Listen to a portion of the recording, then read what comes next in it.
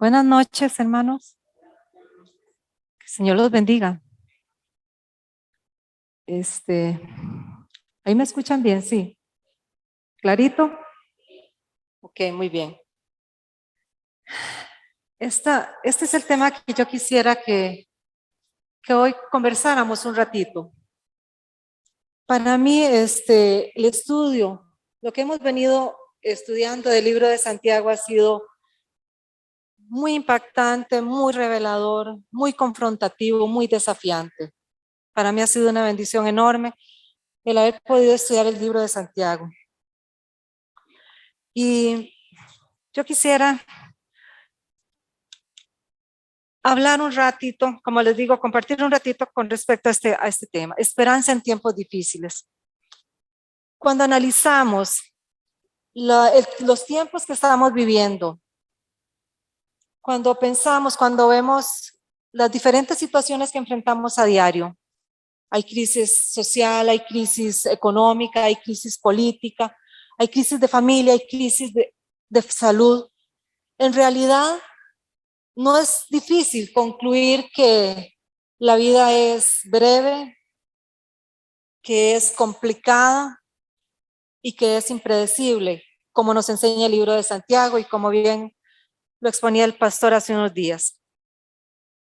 La pregunta que surge inmediatamente, por lo menos a mí me ha surgido en estos días al análisis y a la meditación de todo esto que hemos visto, es ¿cómo vamos a enfrentarnos a eso? ¿Qué vamos a hacer? ¿Cómo enfrentarnos a tiempos difíciles? ¿Cómo tener esperanza en medio de situaciones como las que he descrito? Reflexionando y analizando las cosas, yo quisiera compartir 4 cosas que creo yo, no son las únicas jamás, pero que yo sí creo que si empezamos por ahí, vamos a ir bien encaminados. Quiero ser breve en esta tarde-noche y vamos de una vez a la primera. Si usted y yo queremos esperanza en tiempos difíciles, vamos a tener que abrazarnos a la palabra. Abrazarnos, aferrarnos a ella como nunca antes lo hemos hecho. Es la única verdad. Trasciende épocas y tiempos, permanece para siempre. Voy a compartir, voy a mencionar algo que a mí me llamó mucho la atención en estos días. Y lo menciono porque son datos que son públicos. Yo no sé cuántos tuvieron acceso a la revista dominical de la semana pasada. ¿Quiénes lo ojearon? Nadie. No. Ok, vieron qué interesante. Venían varios reportajes, varias cosas. Yo me puse a leer y hubo dos cosas que me llamaron poderosamente la atención. Una es cómo la religión nórdica ha venido en aumento y abarcando población. La religión nórdica empieza en el norte de Europa y conforme va cogiendo auge, va cogiendo fuerza, se extiende a toda Europa y luego se globaliza, empieza a andar por todo el mundo. ¿Qué contiene la creencia? Pues vea qué interesante. Entrevistan a 2 personas practicantes de la religión aquí en el país, de hecho son líderes de la propuesta, y es la religión que se basa en la historia, en la cultura vikinga de los vikingos. Vea qué cosa.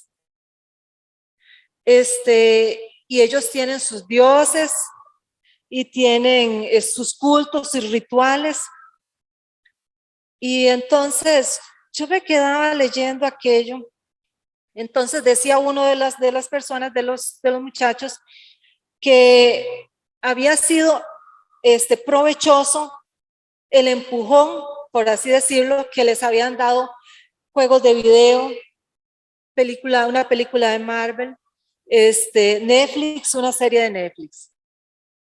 Y yo analizando y meditando en aquello y analizando todo el contenido de lo que la entrevista decía, yo digo, qué complicado, qué complejo es basar mi vida espiritual mi futuro, mi conocimiento de las cosas trascendentales de la vida en series de Netflix, en una cultura pagana, porque los cultos y la práctica de la religión se prohibió como en el año 1000 y ahora viene tomando auge y viene conquistando gente. Y después terminé de leer el reportaje la entrevista paso un poco más y empiezo a ver una entrevista larga, muy larga, que le hacen a dos reconocidas actrices del país. En la entrevista, ellas revelan, bueno, varias cosas, el por qué en su momento, siendo muy renombradas con gran fama, se separan y pasan un periodo de tiempo, etcétera. Ellas se explican, dan la explicación, cuentan todo. Hablan de Dios, de la justicia de Dios, del mover de Dios, y hablan mucho de Dios. Llegado a cierta altura de la entrevista, ellas mencionan que tienen una guía holística, le dicen a la que la entrevista, ahí se lee, y que ella les hace sanación pránica. Y yo, oh. Y entonces me meto a leer y a investigar un poquito del asunto. Y que les dice que ellas en 5 vidas anteriores que han vivido, que en la tercera vida hacen un pacto entre ellas, etcétera. Es una cosa bien rara. Entonces, y yo me quedo analizando aquello, me pongo a investigar un poquito de qué es sanación pránica y dice que, bueno, que es una filosofía oriental que trabaja con el aura, con las fuerzas, con las energías, con las chakras, y etcétera, y promete curaciones, tiene muy buen respaldo, etcétera. Y yo analizando y meditando en todo esto, yo digo, Dios, qué tiempos complejos vivimos, porque usted puede decir, no, ese tipo de situaciones, ese patín le da a cierta gente. Y yo le digo, mire, le da al que no está bien sembrado, al que no tiene bases, al que no está arraigado. Esa es presa fácil de ese tipo de filosofías. ¿Por qué? Porque seducen, porque prometen cosas. Mire, ahora veníamos hablando, Toño y yo, de este tipo de cosas, veníamos compartiendo, analizando este tipo de cosas, ahora que veníamos de camino a la iglesia. Yo le decía, mira, es increíble porque este tipo de sanación pránica, promete y dice que tiene excelente respaldo en curación de cáncer, en curación de estrés postraumático, artritis, un montón de enfermedades serias que se dan casos de curación y todo. Y yo le digo a usted, ¿quién, enfrentándose a un diagnóstico reservado, teniendo un pariente reservado, no echa mano a lo que sea, en su desesperación y en su angustia? Hermano, hermana, si no estamos arraigados en la palabra, si no la hemos abrazado, si nuestras raíces no son profundas en la palabra del Señor, cualquiera es presa fácil de eso. Cualquiera, son filosofías que seducen, son filosofías que se presentan como una gran alternativa para cualquiera. Lo más interesante es que el apóstol Pablo, y aquí vamos a ir a la Biblia, por favor acompáñenme en 2 de Timoteo. El apóstol Pablo le advierte a Timoteo, le dice: Timoteo, van a llegar tiempos, le dice, donde la gente no va a querer oír la sana doctrina, donde van a querer oír, dice, enseñanzas nuevas, cosas diferentes. Y leo para usted en el 4:1 de 2 de Timoteo. Dice, cuando Jesucristo venga, leo la versión actual, cuando Jesucristo venga como rey, juzgará a todos, tanto a los que estén vivos como a los que estén muertos. Por eso, pongo a Dios y a Jesucristo por testigos de lo que te ordeno. Tú, anuncia el mensaje de Dios en todo momento, anúncialo, aunque ese momento no parezca ser el mejor. Muéstrale a la gente sus errores, corrígela, anímala, instrúyela con mucha paciencia, porque llegará el día en que la gente no querrá escuchar la buena enseñanza, al contrario, querrá oír enseñanzas diferentes. Por eso buscará maestros que le digan lo que quieren oír. La gente no escuchará la verdadera enseñanza, sino que prestará atención a toda clase de cuentos. Pero tú, Timoteo, mantén la calma en todo momento, soporta los sufrimientos y anuncia siempre la buena noticia. Haz bien tu trabajo.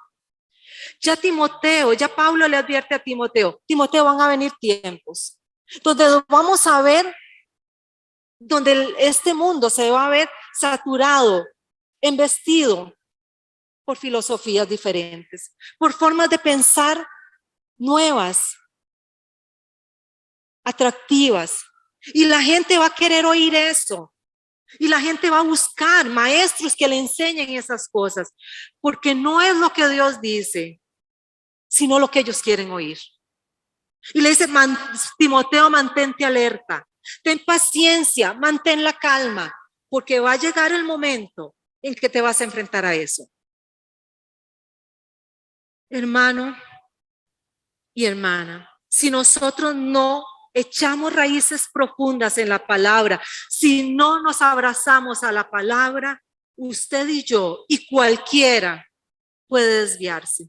Porque conozco gente de muchos años de caminar con el Señor, de estudiar la Biblia y que de un pronto a otro se vieron envueltos en diferentes corrientes y hoy ya no están en los caminos del Señor.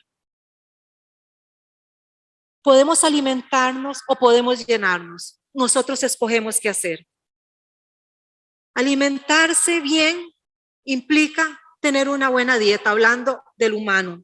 Usted tiene que comer verduras, tiene que comer frutas, tiene que comer carnes, tiene que comer harinas, tiene que beber mucha agua y usted va a estar bien alimentado. Y eso es alimentarse. O puede llenarse con Coca-Cola y meneitos. Usted puede hacerlo, yo puedo hacerlo. Vamos a alimentarnos con la palabra. Va a ser ese nuestro alimento. Ella nos va a dar el soporte, el sustento. Nos va a tener seguros, bien cimentados. ¿O vamos simplemente a llenarnos con lo que escuchamos, con las propuestas que están afuera, con las cosas que no nos revelan la palabra, pero sí son las cosas que el mundo quiere oír y que muchas veces nosotros queremos oír? Vamos a tener que escoger si nos alimentamos o si solo nos llenamos. Y el abrazar la palabra nos va a dar esperanza en tiempos difíciles. Ella va a ser la que nos soporta. Me encanta el corito que ahora cantábamos, ese himno. Jesús, Cristo es suficiente. Él es suficiente, Él basta. Él basta. Basta si hemos conocido la palabra, si nos hemos arraigado en ella, si nos hemos cimentado en ella. Eso nos va a dar esperanza en tiempos difíciles. La segunda cosa que necesitamos hacer para tener esperanza en tiempos difíciles, hermanos, necesitamos hoy más que nunca tener la convicción de que el Señor gobierna, de que el cielo gobierna, a pesar de guerras, a pesar de hambres, a pesar de pestes, a pesar de crisis, de cualquier tipo de crisis, el cielo sigue gobernando. El Señor sigue estando al mando. Él sigue estando al control. Él sigue teniendo el control de todo, de su vida, de mi vida. Nada acontece si Él no lo permite. Y lo que permite tiene un propósito. Forma parte de un plan perfecto y de un propósito eterno. Que puede no lo entendamos en un momento dado, pero que forma parte de un plan ideal. Donde usted y yo somos involucrados directos, pero donde Dios es el protagonista. Porque las cosas son en Él, por Él y para Él. Me acordaba cuando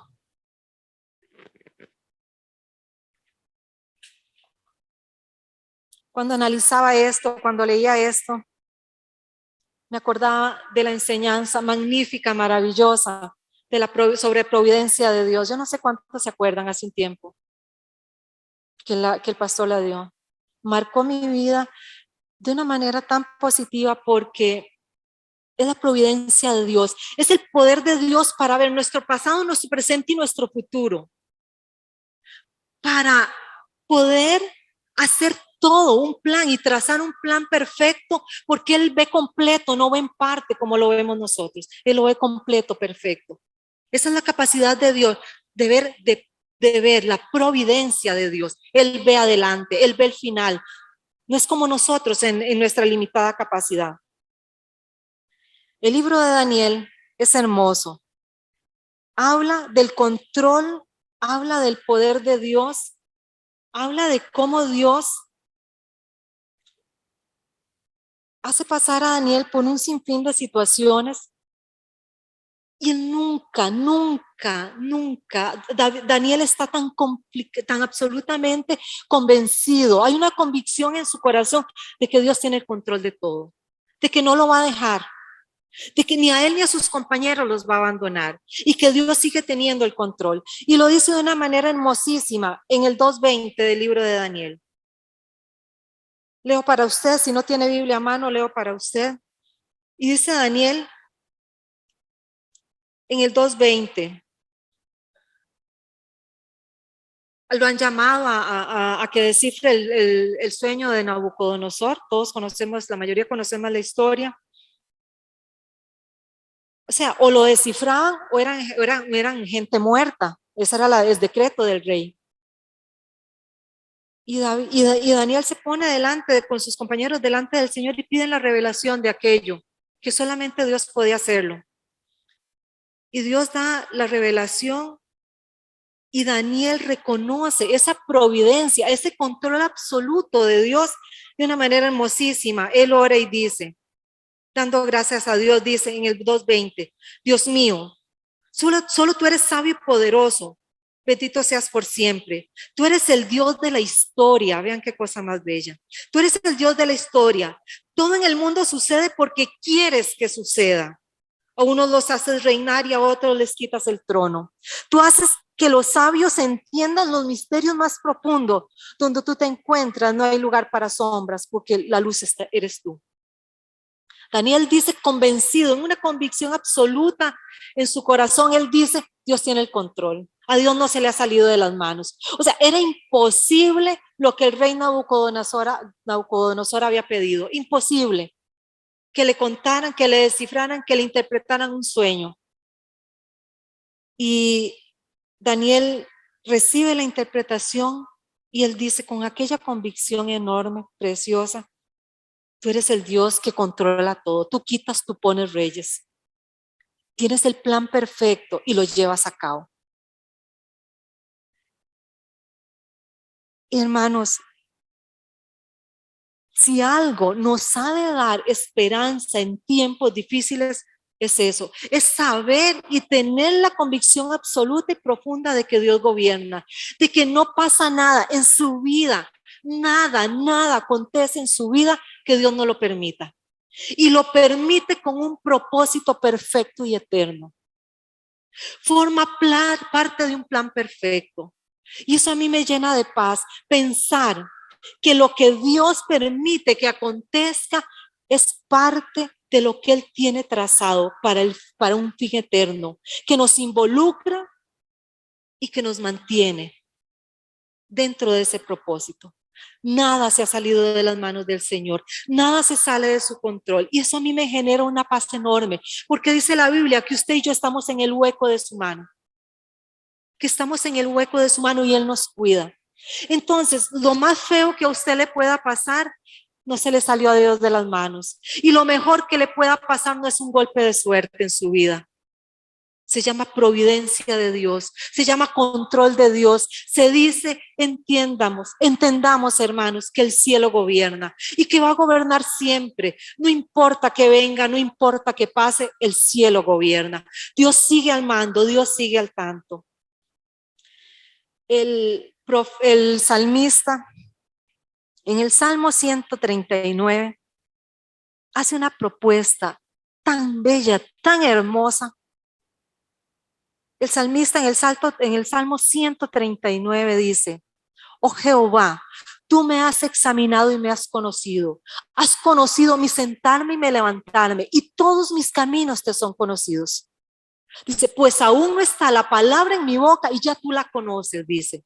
Detrás y delante me has rodeado y has puesto sobre mí tu mano. Dice, tal conocimiento es demasiado maravilloso para mí. Alto es, no lo puedo comprender. Y sigue diciendo, ¿a dónde me iré de tu espíritu? ¿A dónde huiré de tu presencia? Si subo a los cielos, ahí estás. Si en el Seol hago mi estrado, ahí tú estás. Si tomare las alas del alba y habitar en el extremo de la mar, dice, aún ahí me va a guiar tu mano y me va a asir tu diestra. Y dice, no lo entiendo. Y él sigue hablando y lo hace de una manera bellísima. Él dice, las tinieblas no encubren, la noche resplandece como el día. Y habla de cómo Dios nos forma, cómo Dios tiene nuestra vida. Y dice, estas cosas son tan maravillosas, dice, que se salen de mi entendimiento. El control de Dios, el gobierno de Dios, no necesitamos entenderlo, necesitamos aceptarlo y agradecerlo. Es una maravilla, hermanos. El salmista dice, me has rodeado, detrás, delante.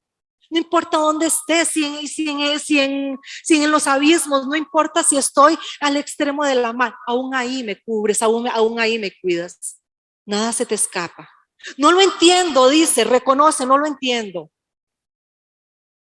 Pero es maravilloso. No logro entenderlo. No sé cómo lo haces, pero sigues gobernando, gobiernas todo. Y eso, hermano, nos da una profunda paz en medio de los tiempos de crisis, en medio de los tiempos difíciles. Él me cuida, Él me guarda, no importa dónde esté y no importa lo que esté pasando.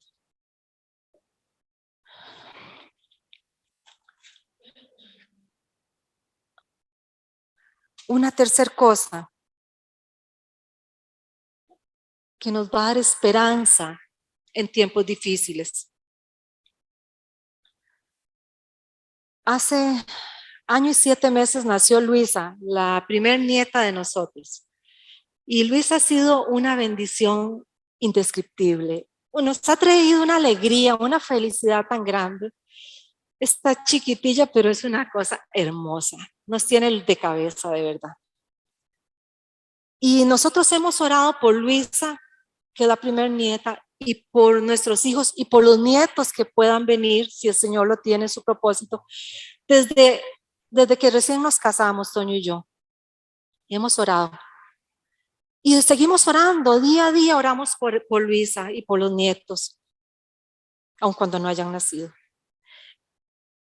Pero a más que orar, a más de eso, en estos días yo reflexionaba y decía, es que tenemos más que orar. Es que mis nietos, sus sobrinos, sus hijos, necesitan más allá que nosotros oremos. Reflexionando, yo decía, ¿qué les vamos a heredar a las generaciones que vienen? ¿Qué les vamos a heredar? Si el Señor aún tarda un poco en venir por su iglesia, ¿qué les vamos a heredar? Usted me dice, no, viera que yo nietos no tengo.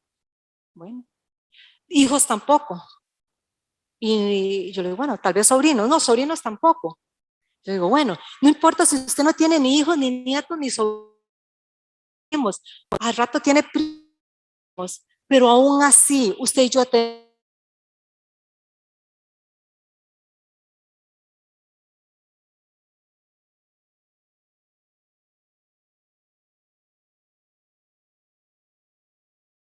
un deber con los jóvenes, las personas que vienen.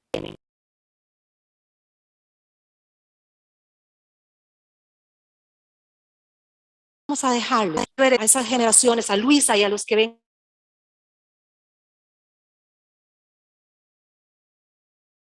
y alguna más sana, menos adulterada de la palabra del Señor.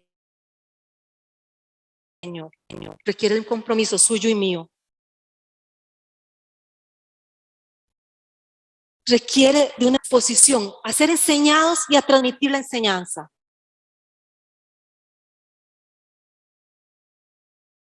Y distraerse es lo más fácil que existe. Que pueden quedarse distraídos por largo tiempo y ser seducidos por todas esas filosofías que ahora hablábamos. Ahora, debemos tener muy claro, hermanos, muy claro, que solo podemos heredar aquello que tenemos. Nadie hereda nada ajeno. Nadie puede heredar nada que no tenga. Por más que nos guste, por más que lo deseemos, no podemos heredar. La fortuna de nadie no se puede. Los bienes de nadie. Solo heredamos aquello de lo cual que tenemos. No se puede heredar otra cosa, hermanos.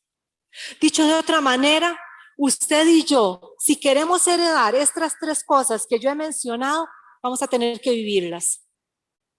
Vamos a tener que modelar de tal manera que impactemos la vida de los que vienen detrás de nosotros. Es una oportunidad, hermano. Es una oportunidad increíble, maravillosa, pero que usted la tiene y yo la tengo una vez. Vamos a modelarles de manera tal que impactemos sus vidas y que ellos puedan ver en nosotros el ejemplo a seguir. ¿Estamos dispuestos a eso? ¿Vamos a pagar el precio por eso? ¿Vamos a asumir el compromiso de eso? Si lo hacemos, hermano, eso nos va a dar esperanza en tiempos difíciles. Ver crecer generaciones sembradas en la palabra, arraigadas en las cosas de Dios, nos va a llenar de esperanza, de satisfacción y de paz. Y lo último que quiero mencionar en esta noche, que nos va a traer esperanza en tiempos difíciles, hermanos,